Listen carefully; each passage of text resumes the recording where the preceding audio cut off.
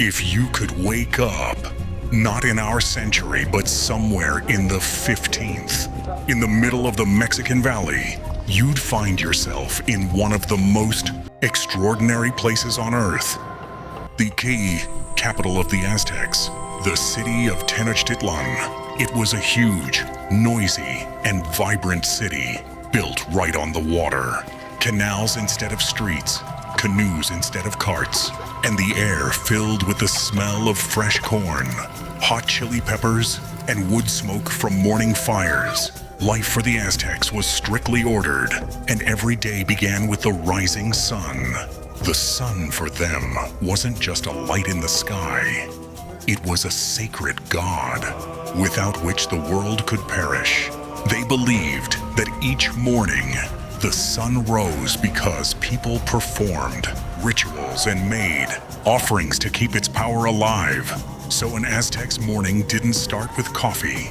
It started with gratitude to the gods. Ordinary people woke up before dawn, washed in cool water, and then faced east to whisper prayers to Tonatiuh, the sun god. In Aztec homes, there were no beds or furniture like we know them.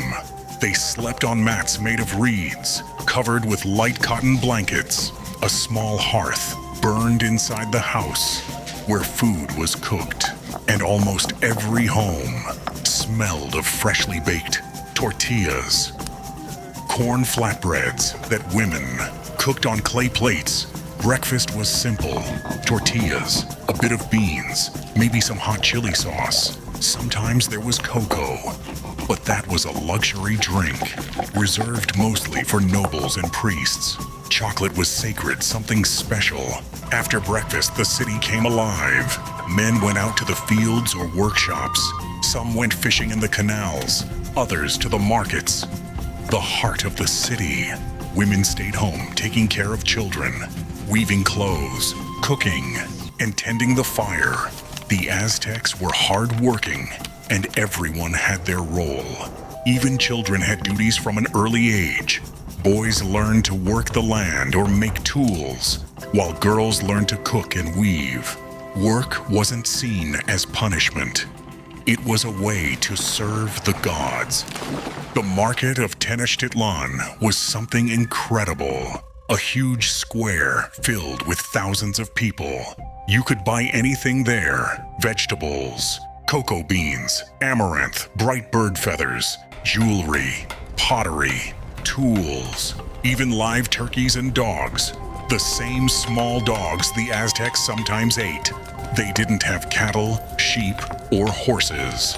Everything they had came from their mastery of nature. Trade happened without money as we know it. Their main currency was cocoa beans and cloth. Yes, and literally, you could buy corn or salt for a handful of cocoa beans. Beautiful ornaments or rare goods were paid for with woven fabrics, or sometimes even with slaves. But Aztec slavery was different. A person could become a slave to pay off a debt and later be freed again. By midday, the city was bursting with energy. From the temples came the sound of drums and shell trumpets. The rituals were beginning. The Aztecs were deeply religious. Their lives depended on the will of the gods, and every day some kind of ceremony took place.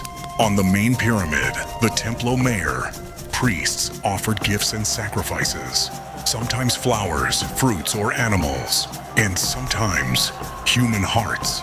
Sounds terrible to us, but for the Aztecs it was a sacred duty. They believed that without these sacrifices, the sun would stop shining and the world would fall into darkness. It was their way of keeping balance. To give life, something had to be given up. While the priests performed their ceremonies, ordinary people kept working. Builders repaired canals and homes. Artisans made pottery. Farmers tended their fields. Everyone had a purpose. Even children went to school. And yes, education was mandatory.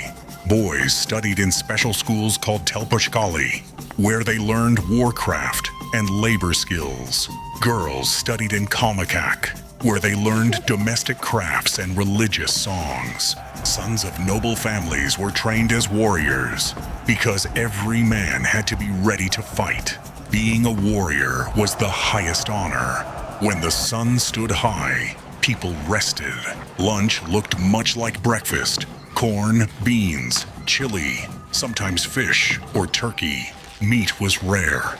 The main sources of protein were insects, seeds, and fish. But everything was fresh, handmade, and cooked with respect for nature. They had no sugar, no butter, no bread. But they created amazing dishes from corn and peppers.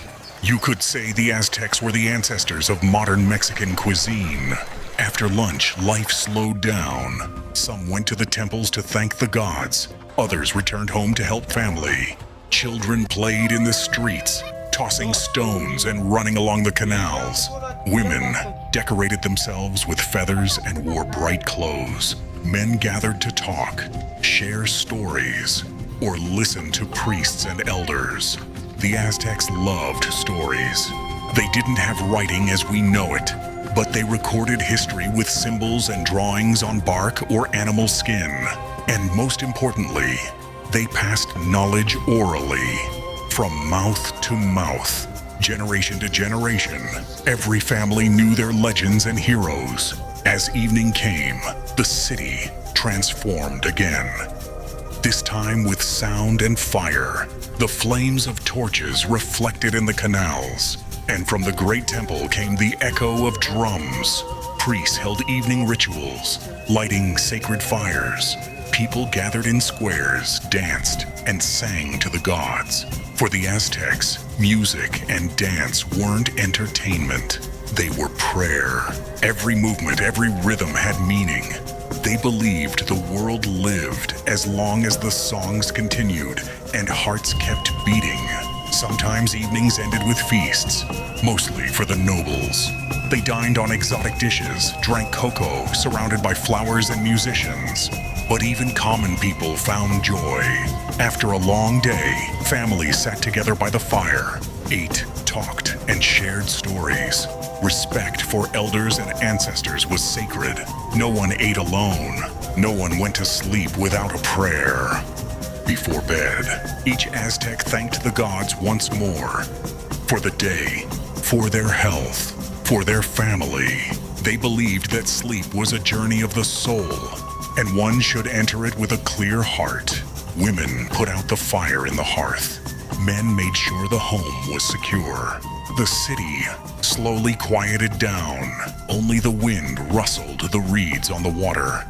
And in the distance, the slow beat of the temple drum echoed through the night. That was a day in the life of an Aztec. There were no phones, no cars, no electricity, but there was connection.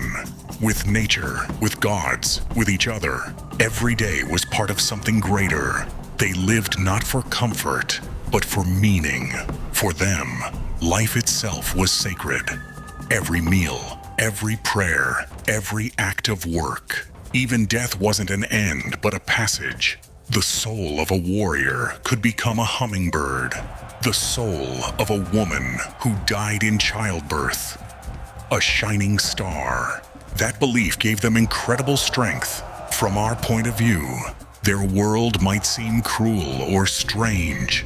But if you imagine the sunrise over Tenochtitlan, the sound of conch shells, the smell of corn and smoke, you begin to understand. They didn't just live to survive. They lived in harmony, with purpose, with faith in the power of the sun. And maybe that's why their civilization, though long gone, still fascinates us today. Because somewhere deep inside, we all carry a spark of that same fire. The drive to seek light. The same light that once burned in the hearts of the Aztecs.